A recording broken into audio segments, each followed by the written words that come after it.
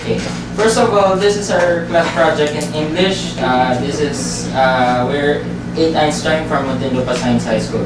And first of all, Miss Elloso, thank you for having us for an interview about the Teachers Month. So thank you. So now we will proceed to the questions. So what made you decide to choose teaching as a profession? Actually, at first I never thought I was meant to become a teacher. I think I was called because it's appreciate that teacher is a calling because it is a vocation. So I never really planned to become a teacher. I think I was called for this profession. Bit unexpected? Bit unexpected? So could you say that your students are your inspiration for you to go to work every day? Yes. As you can see, I don't really feel well, but they make me get up in the morning and still go to school in spite of what I really feel. It's a responsibility, and actually it's not really a responsibility. As you have said, they are my inspiration. Also might be like your children, like second children. Yes. So would you please describe the first year of your teaching? First year of my teaching is an eye-opener. It's an eye-opener because my first assignment was in a DDU area, depressed and underserved area in Pupang Annex Elementary School. And I think it was fortunate for me to be there because as a new teacher, it's kind of good training for you to be exposed to what it's like to teach children from a DDU area. It would make you become an advocate, actually. So you no longer teach, you have a mission. But did you... So you were immersed in that experience. So you've appreciated it, ma'am. At first, not appreciation, it was depression. I was really asking myself, why was I assigned to this area? Because it was very remote, it's inaccessible. You have to go through esquinitas, yung little streets like that. It's inaccessible. And then talagang, it's what you call squatters area. And then in there you will really see the kind of, what you call it, people with tattoos, and then there are lots, and then you will pass by a group of men drinking, then before you reach the school. And then it would really, what you call it, scare you. But then, first it was your obligation. Obligation would compel you to go to school every day. But as the day goes by, that obligation was changed into mission because you will be inspired by pupils. You cannot get yourself to be absent because you would imagine them waiting for you. They would wait for you, and then what would they do without teacher? At that time, I was a grade 6 teacher of 8 subjects. So it was a grade 6 self-contained class. Can you imagine that? Because there was no teacher there. There were really a lack of teacher in the school, so I have to teach all subjects to 2 groups of grade 6 class. But could you say that after that experience you warmed up to teaching? Yes, I did. Not just warmed up. So what do you love about teaching? It's teaching itself. It's teaching itself. Were there any incident where you got frustrated or disappointed in your students because of their behavior or output? A lot of times there are a lot of frustrations actually. But if you have a mission, if you have this advocacy, you will get over that and you will overcome those frustrations because you would not allow it to frustrate your mission. But can you remember like at least one specific incident where you got really mad or really upset with your students? First student? No, I can't remember that. Good times. Good times. So Fortunate, I think that was fortunate for me. How many years have you been teaching? 14 years. I At the started same- late. I started late. I graduated at the age of 36. And then, What's it at the same school or different schools? on different school. I graduated in Quezon City in high school. And then, when my youngest son graduated in high school, we both enrolled in MPC. Now, pamantasan ng gusto ng tinuruan. So, we enrolled, I'm taking up education, and my youngest son taking up ACT. So, where was the school that you spent most of your teaching years at? Given my 14 years, I taught in Kupang Annex 7 years and here in Westmead 7 years. So, what do you think are the qualities that a good teacher should possess? This should be first question. First, a teacher need not be intelligent. She must have this compassion and passion. I think that's what it takes to become a good teacher. You have a heart for teaching and a heart for students. So it's not just about intelligence or mastery of the subject. So, ma'am, since you mentioned the compassion, could you describe for us what you think a compassionate teacher is? Okay. Compassionate teacher is a kind of teacher who is very much aware of what every student in the class needs. So it's an awareness of how can you, what do you call it, assuage that need, as a teacher. Then being compassionate means there is digress or if a student misbehaves or misdelivered, we have a heart to give a chance, second chance, third, fourth, fifth, endless chance. I think that's what being compassionate means. It's endless, unlimited, giving unlimited chances to pupils. So, ma'am, ultimately you're sacrificing yourself for the sake of your students in teaching. When you call it your vocation, there's no really sacrifice in teaching because you love what you're doing. Always remember that if you love what you're doing, there's no sacrifice in it because you enjoy every moment. So, to follow up, what were your sacrifices you've done for the sake of teaching? Siguro I sacrifice my time for them, if that is what you call sacrifice. Actually, it's not really sacrifice because I have my grandchildren there playing badminton while I am teaching here.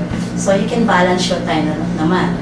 So sacrifice maybe instead of resting at home, getting well from my illness, still I'm here because I have the obligation to train and to teach. Do you still get enough time to your rest though? But that's my dream, no? To have a very long, RIP, not rest in peace naman. So time to rest talaga. And time to clean the house. The longest time you've slept though? Like, when was the last time you've slept like really long or had a nice break or rest?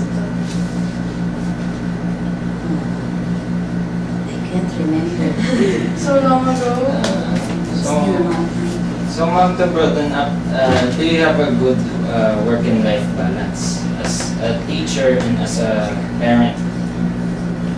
So today, I don't think there's really balance. I spend more of my time here in school kasi lang.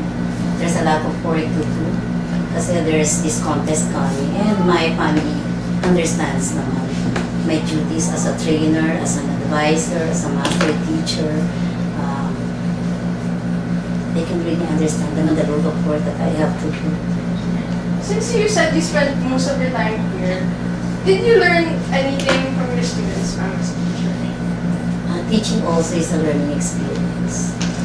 That's why when you say education, it's a teaching learning experience. While you teach, you learn.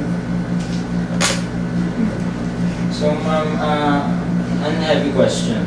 as a teacher, what is your contribution to our society, to the Philippine society, For the betterment of it. for the betterment? I think the greatest contribution of a teacher to the country is being able to develop children who will be contributors or asset, to the society. Children who can contribute with their skills, with their talent, and most importantly, children with good values and sterling character. I think that's the very first mission of a teacher, to be able to develop pupils with sterling characters. Secondary na lang yung intellect, and mastery is the knowledge, yung character development. As they were. Ma'am, but how in contradiction, if you have a student that is, we might say, impoverished, or if I may say, did not contribute to society, if it did not have a good profession, do you feel sad or do you feel disappointed to that student? Of course, even if they were not my student. Kasi somehow you would realize that education has been. But could you say that were your past teachers like successful in raising students, in raising their students, and teaching them for like the betterment in their contribution to society? Could you say that you were a successful student for your teachers? During the past. I am a what? Successful teacher? Successful student Like, to did your you, past teachers. yeah, were you successful in making your teachers proud? Could you say that? I think so. Yes. It's, Well, very. So, is there something you want your students to remember, and what will it be and why? my legacy to my students is encapsulated in Desiderata. Almost all of my students, I made them internalize, not just memorize what is in Desiderata. Although Desiderata is not my own, it's by Max Herman.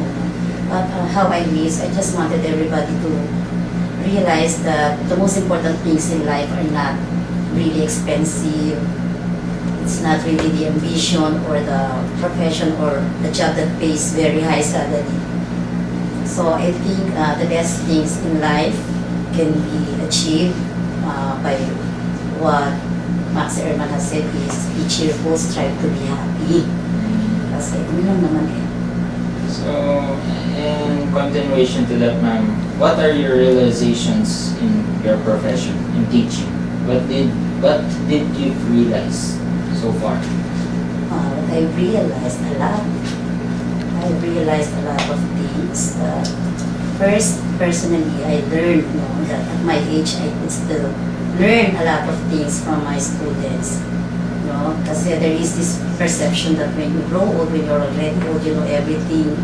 And that when you're older than people, you know more than them. But I realized that you can still learn from your own students. Sometimes they are smarter than teachers.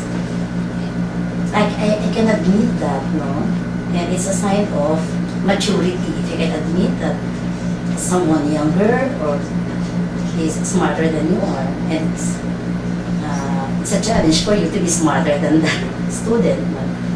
So, ma'am,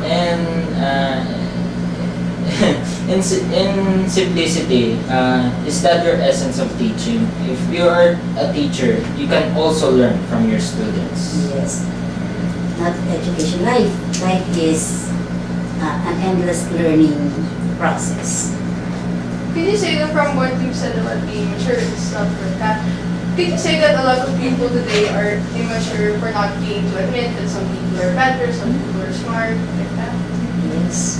A lot. Kasi nga, they always compare themselves with other people, di ba? Sabi nga mo.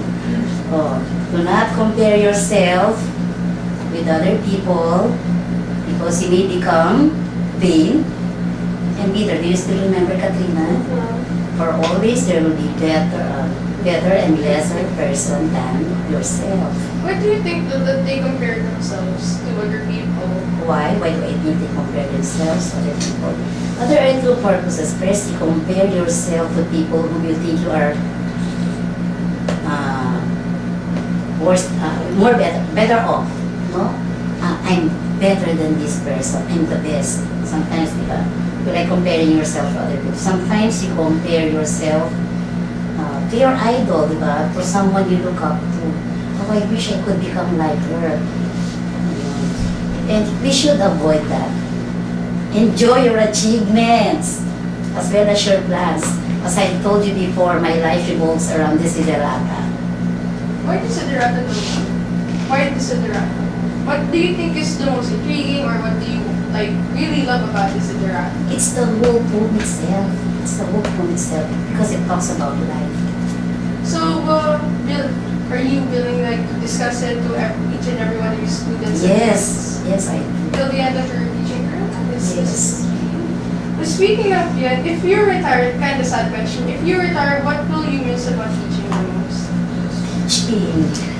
It's teaching, it's training students.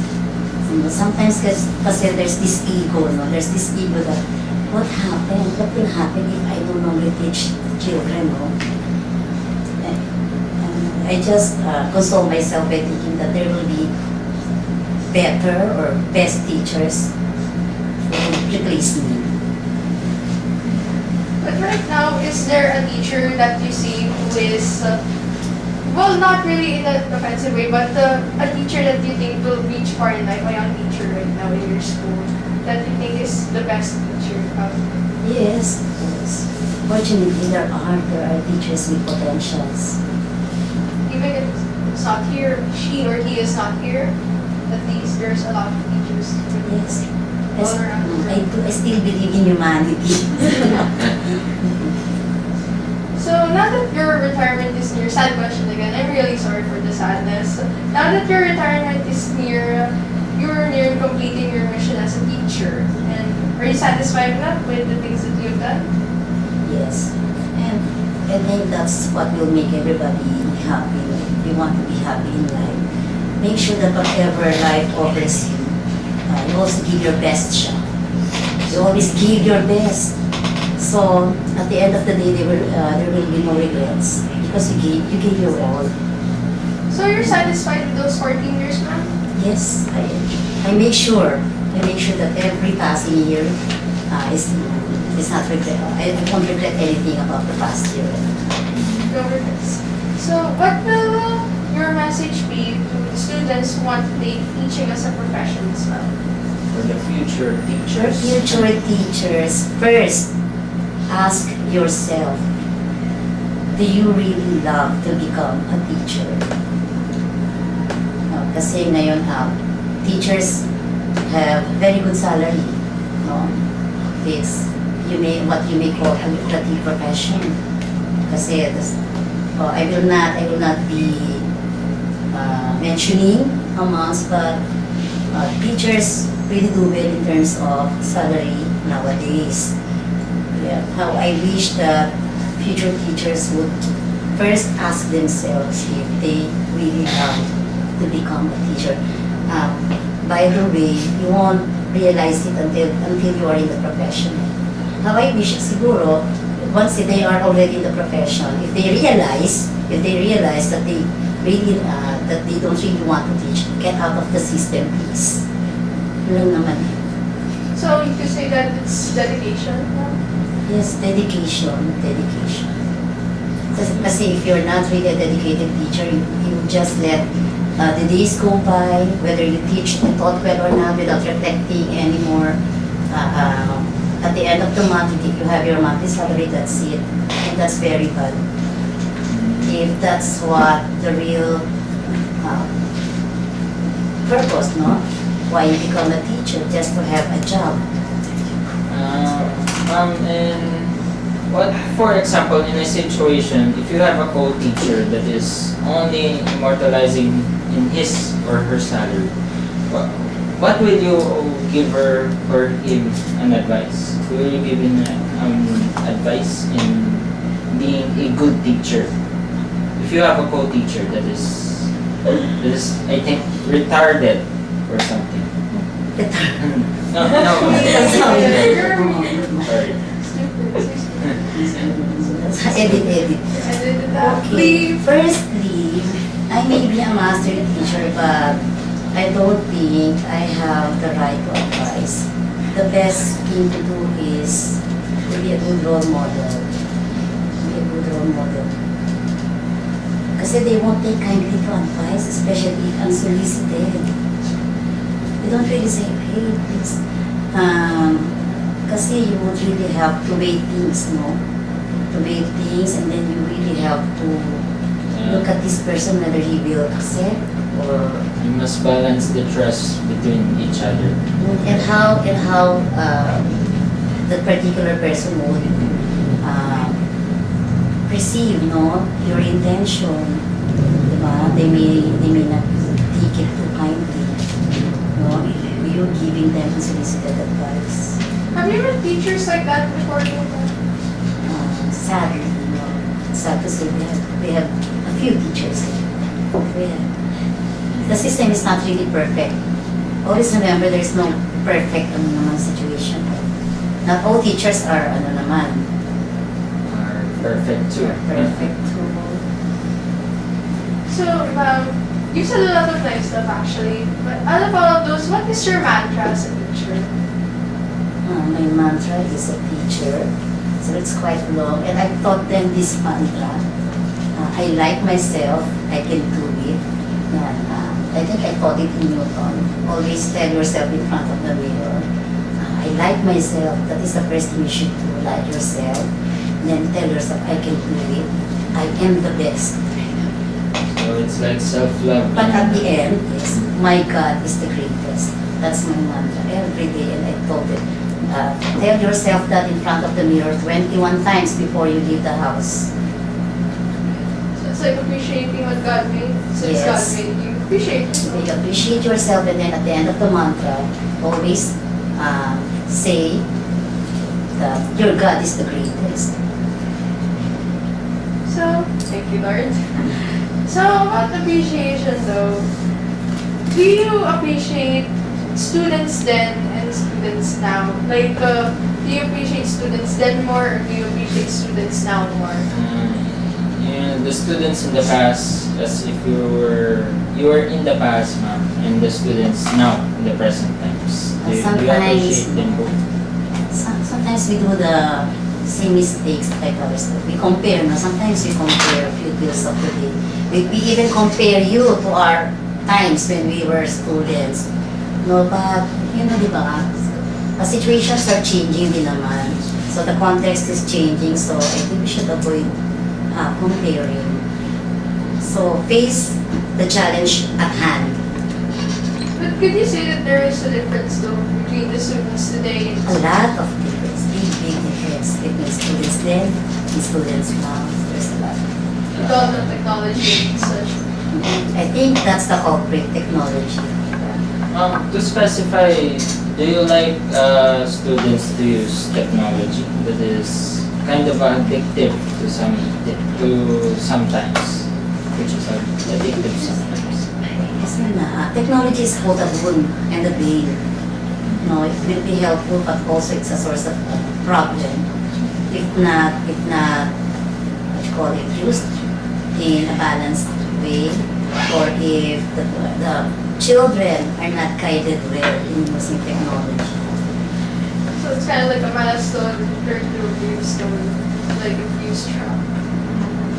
So speaking of milestones and memories, what is your most memorable experience in maybe your first day or in the consecutive years or in your now years? My most memorable Your most memorable year. Yes. Most memorable Experience. experience. I'm sorry. To say that it was about your first day, the depressed area. Was it your most memorable one? I think so, yes. And those times, Kasi those days made me realize why I became a teacher. how many days or years did you spend there? 7 years. Oh, 7 years. As the handler of a section, ma'am, and handling 8 subjects I for know. 7 years. Or That was there just were- in the first year, and then there are The other following teachers. years naman, more teachers were hired to handle other subjects. So to wrap this all up, how will you know that you've already succeeded in teaching a student? Question, how do I know? We teachers would only know if we succeed after several years. Kasi sometimes your teachings take effect after several years. You will see what you have developed, what you have produced. But right now, do you have a successful student you're proud of? Like that one favorite, the fish out of the whole sea. Did you say, is there one? Yeah, There are lots of students kasi I'm not, it depends upon your definition of success, being successful. For as long as they have landed jobs and able to support their own families and they're not a problem to the society, then I think I have succeeded. So thank you for your time and thank you for bearing with us. Happy Teachers Month. Okay, welcome. Happy Thank you. Thank you so much. Okay, welcome. And good luck to you.